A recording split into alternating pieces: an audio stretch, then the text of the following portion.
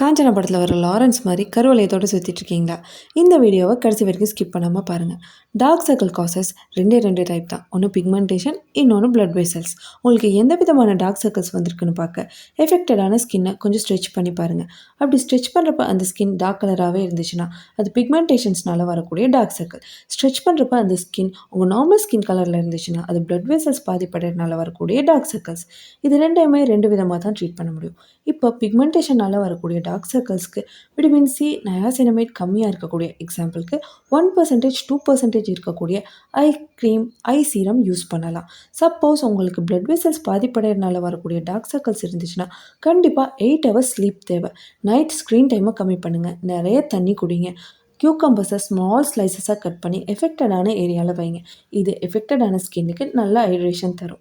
Caffeine இருக்கக்கூடிய ஐ serum, eye cream use பண்ணலாம்.